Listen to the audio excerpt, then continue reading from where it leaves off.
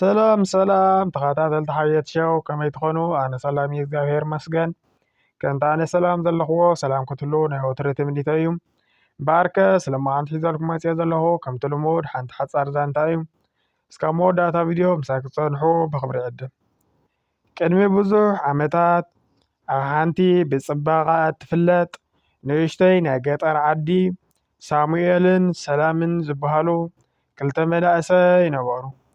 ሳሙኤል ትሑት ስድራ ቤት ዘለዎ ግሩም ስነ ምግባር ዘለዎ ሓረስታይ እዩ ነይሩ። ሰላም ድማ ብፅባቐ ጥራይ ዘይኮነስ ብየዋህነታ ኣብታ ዓዲ እትፍለጥ ጓል ሃፍታም ሰብኣይ እያ ነይራ። ካብ ንእስነቶም ጀሚሮም ብሓባር ስለ ዝዓበዩ እቲ ናይ ህፃንነት ዕርክነት ቀስ ብቐስ ናብ ዓሚቕ ፍቕሪ ተቐየረ። ይኹን እምበር ናይ ሳሙኤል ድኽነት ነቲ ፍቕሮም ዓብዪ ዕንቅፋት ኮኖ። ኣቦ ሰላም ንሳሙኤል ንጓለይ ንምምርዓው ዝበቅዕ ሃፍቲ የብልካን ብምባል ብርቱዕ ተቃውሞ ኣርኣየ። ሳሙኤል ተስፋ ኣይቆረፀን።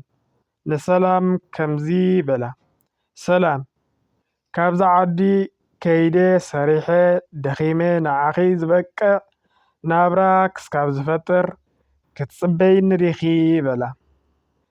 ንሳ ድማ ብንብዓት ተሰናቢታ ክስካብ መወዳእታ ህይወተይ ክፅበየካ እየ ኢላ ቃል ኣተወትሉ።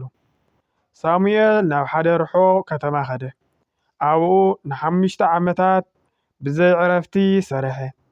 ኣብቲ እዋን እቲ ኣብታ ዓዲ ንሰላም ብዙሓት ሃፍታማትን ስሙያትን መናእሰይ ክሓትዋ መፁ።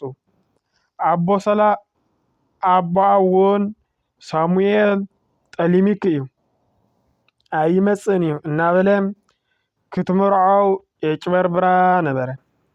ንሳ ግን ወትሩ ኣብታ ሳሙኤል ዝተሰናበተትላ ገረብ ትኸድ እሞ ነቲ ዝኣተወቶ ቃል ብምዝካር ንሰማይ ትጥምት ነበረት። 5 ዓመት ምስ መለአ ሓደ መዓልቲ ሰላም ኣብቲ ልሙድ ቦታ ኮይና ክተፅልል ከላ ኣብ ርሑቕ ሓደ ሰብ ክመፅእ ረኣየት። እቲ ሰብ እናቐረበ ምስ መፀ ልባ ብታሕጓስ ክትመት ጀመረት። እወ ሳሙኤል እዩ ነይሩ። ንሱ ብገንዘብ ጥራይ ዘይኮነስ ብፍቕርን ብትብዓትን ዓሚሩ ተመለሰ። ሳሙኤል ናብ ኣቦ ሰላም ከደ። ዝገበሮ ፃዕሪ ዘጥረዮ ሃፍቲ ኣርኣዮም።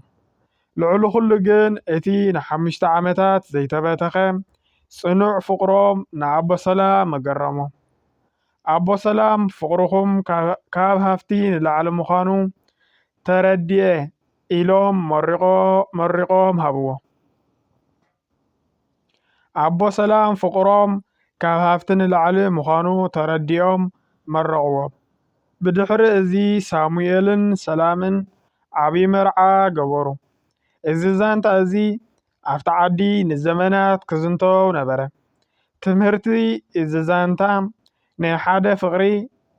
ናይ ሓቀኛ ፍቕሪ ብትዕግስትን ብተኣማንነትን ብፃዕርን ክፍተን ከሎ እዩ ዝያዳ ዝድልድል። ርሕቐት ይኹን ድኽነት ነቲ ሓቀኛ ቃል ኪዳን ክውጥሶ ኣይኽእልን እዩ። ናይ ሎማዓንቲ ትሕዝቶና ነዚ ይመስል ነይሩ። ዛንታ ፍቕሪ ደስ ኢልኩም ክኸውን ተስፋ ይገብር። ንስለ ፍቕሪ ክትብል ብዙሕ ዋጋ ከም ትኸፍል ንስለ ሓቀኛ ፍቕሪ ምንባር እተምህር መሃሪት ዘልክዋ ዛንታ እያ ናባኹም ኣቕሪበያ ኣለኹም። እንተደኣ ፈቲኹማ ከምዚኦም ዝኣመሰሉ መሃርትን መዘናጋዕትን ዝኾኑ ሓፀርቲ ህይወት ታሪክን ዛንታታትን ናባኹም ዘቕርበሉ ዩቱብ ቻነል እዩ። ከምዚኦም ዝኣመሰሉ ክትመሃሩን ክትሰምዑን እንተደኣ ደሊኹም ንምድላዋትና ንዩቱብና ሳብስክራይብ ብምግባር ቤተሰብ ቻነል ኩኑ።